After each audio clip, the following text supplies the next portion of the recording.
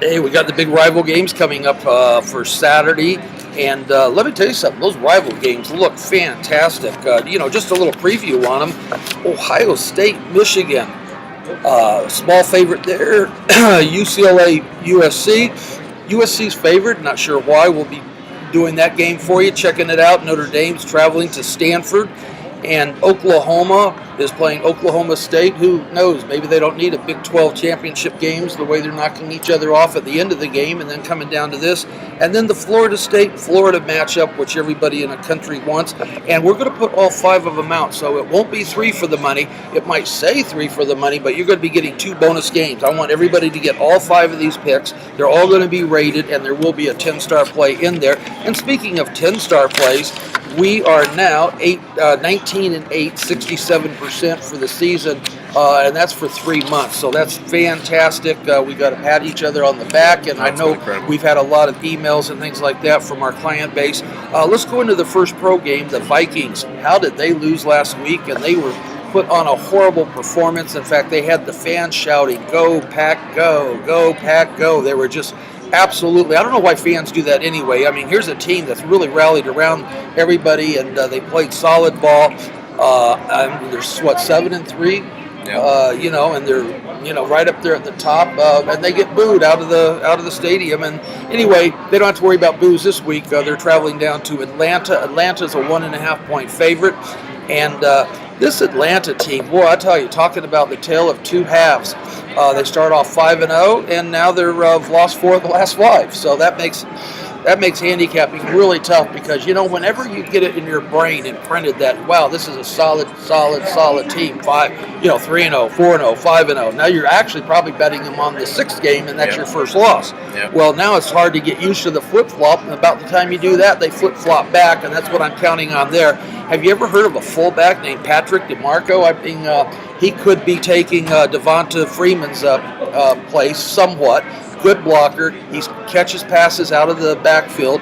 And I'm telling you right now, it's going to be Julio Jones. He had 9 passes for 160 yards. He was the guiding light last week with Matt Ryan. Matt Ryan, though, he threw 3 touchdown passes, but I look for more passing this week. I don't think they're going to get a lot of running without having a star running back.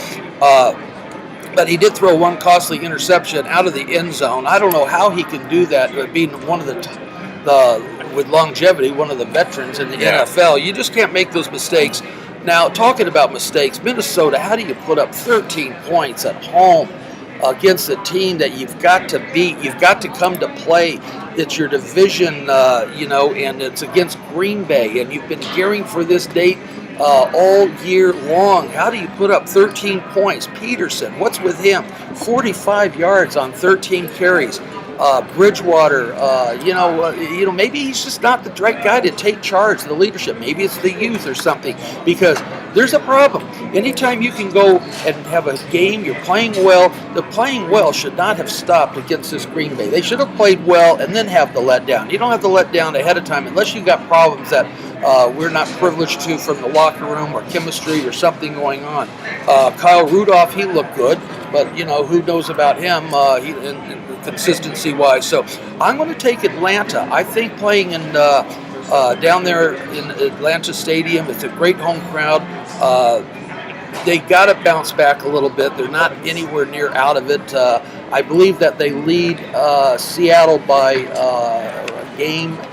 one game. For the last of the wild card. So they have a lot to play for, and I think they're going to get going. And I tell you what, Dan Quinn, he makes it easy to play for. He's a good guy, good coach. So put me next to Atlanta Falcons. Yeah, we're definitely in agreement on this one. I think Atlanta Falcons, they were one of those sell-high teams because they started off 5-0. And I was reversed. I was against them almost every single week, especially last week. I saw that coming with the Colts. And Matt Ryan, you can't play as bad as he has over the last month. You heard Roddy White blame. They've had leads all these games, and then in the second half, they just cannot finish games off, and that's a big problem when your quarterback is forcing throws. They've had red zone inefficiencies. When you have a guy named Julio Jones and you can't get him the ball in the red zone, that's a problem. He has a career year going right now. He has 1,200 yards receiving, 89 catches. He's going to break all the records in the book, yet he has, I think, 1 touchdown on the season. because they're not getting him the ball. Well, I don't know that they could get him the ball every time in the red zone. That's why you need someone like, their fullback coming out and catching it and then bullying his way in. Because, like you said, the opposition, they're going to be, double teaming him in the red zone, and there's not that much to carry. I think his best thing is when he can just stretch out 60 yards and pick wherever he wants to go. That he can handle. But, that red zone, boy, it tightens up. Well, Gronkowski, he finds a way to get it. Des Bryant, he finds a way to get it. So you got to find a way to get Julio Jones the ball. He's 6'5", 250 pounds, whatever he is. Get him the ball. Make Matt Ryan get some confidence back. Julio Jones is having 150 yards a week. Why not get him 200 yards a week? Yeah, there you go. Get him 200 yards a week. And then the thing that I want to talk about with Minnesota Vikings, just like you said, there's an issue going on right now with Teddy Bridgewater, probably playing a little bit too dinged up. And let's not forget, Adrian Peterson was suspended all last year, so he's at that point in the season right now, 11th game. He's starting to feel that little bit of wear, age-wise, and not playing a full season last year. Combined with 2 weeks ago, they went out to Oakland for a road game, went back home for Minnesota against the loss of the Packers. Now they go down to Atlanta. That's a lot of travel for a team in a 2-week span. So I will side with the Atlanta Falcons. All right, 2 heads are definitely better than one. In fact, we were both on Indianapolis last week, and when they played there, and we got the cash there, cashed a ticket. So let's look to cash a ticket on the Atlanta Falcons. Moving to the Sunday night game, Pittsburgh. That is Sunday night, right? That's your favorite, New England. Oh, well, New England Sunday night. Pittsburgh's afternoon. Oh, Pittsburgh's in the afternoon. We're going with the Pittsburgh-Seattle game. I'm sick and tired of talking about the New England guys. They just, of course, we pushed on that everybody did last night, but Brady, we'll save him for another time. 7.5. But Pittsburgh, they're traveling out to the West Coast, playing Seattle Seahawks in the 12th man stadium there. I don't know if they have it this year. Seattle's laying 4.5. They're sitting at 5-5, and like I said, they're a game behind Atlanta for the last wild card.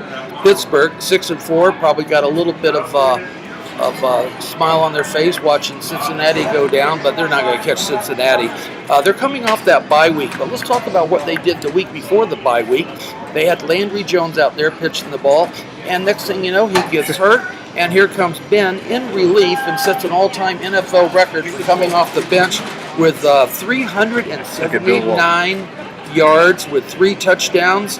My gosh, it was D'Angelo Williams, Antonio Brown, and everybody else he could find.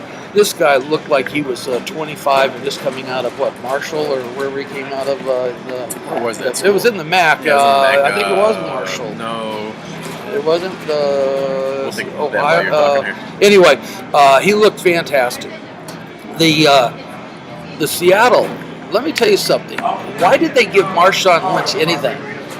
Maybe if they knew what Thomas Rawls could do. Here's a guy that's played 3 times, been over 100 yards 3 times. Last week, what did he do? Replacing Marshawn Lynch, 209 yards, the 3rd highest. He's a rookie.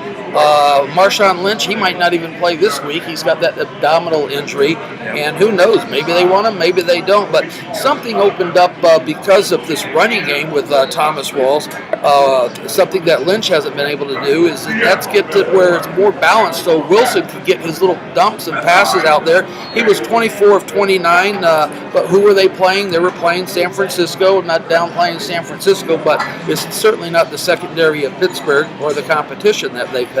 But he had 260 yards, 138.5 quarterback rating. That's incredible. And another rookie, what do they just reload these guys? They have a receiver, Tyler Lockett. He hit him 2 or 3 times. And here's what I usually don't do. This game's going to be so tight and so close. I'm predicting a Seattle win, but not a Seattle cover.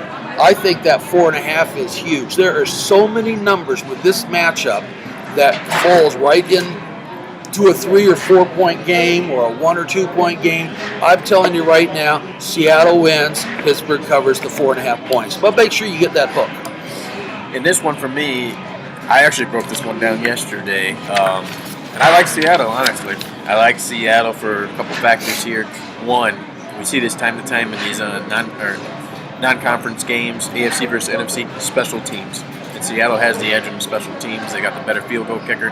They've got the better punt returner, and Tyler Lockett, like you just mentioned. And Pittsburgh's dinged up. They're dinged up. That's a fact. I think that's why you're getting a little bit of value on Seattle Seahawks. Well, only Seattle. Yeah, Ben's playing through injuries. He's going to play. He's a tough guy. But Seattle has that home edge, and all season long we've been seeing that 7-point spread, 8-point spread, whatever it may be. They're a 500 team now, and this is the point of year where you can find that value on these 500 teams that are veteran teams that need to have that surge to get into the playoffs. And I think this is that perfect game. Russ Wilson has a little bit more confidence with Thomas Rawls back there. They're getting rushing yards with him that they weren't with Marshawn Lynch. That's opening up that play action.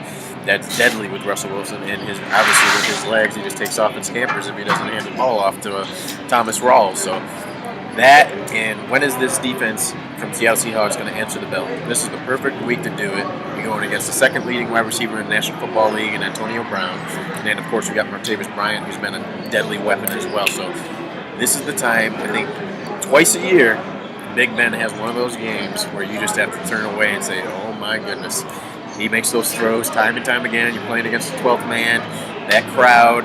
I know special teams will be a factor, and I'm thinking Big Ben's going to have one of those head-scratching games when you see them. He had that game last year against the Saints late in the season, and I think he's going to have one of those games this week. Well, I'll tell you what, before we get to that game, or before we get to the Minnesota-Atlanta game, it's rivalry week, and Saturday looks so good. Ohio State, Michigan, UCLA, USC, Notre Dame traveling to Stanford, Oklahoma State for the battle of the Big 12, and Florida State, Florida. You know what, are they 9-1 or 10-1? They just haven't looked that good, but we're going to put that together. All these games will be rated. 10-star plays out there. We're 19-8, 67% on the 10-star plays. Now, it might say 3 for the money because that's our bread and butter, and we're not going to change that title. It's imprinted into the website, but you will be, by clicking on 3 for the money, you will be getting all 5 games. That we promise, and you will find a winning little guarantee in there that you must go 4-1 or 5-0, or we'll do something special for you for Sunday. We never leave anybody hanging, and we are great at bouncing right back if we the few times that we've needed to. But we like these rivalry games, and we'll put a lot of time in that. So until next week, have a good weekend at betting football. Give your wife that credit card. Let her go out for Black Saturday and even darker Sunday, and let her shop while we win. All right, talk to you later.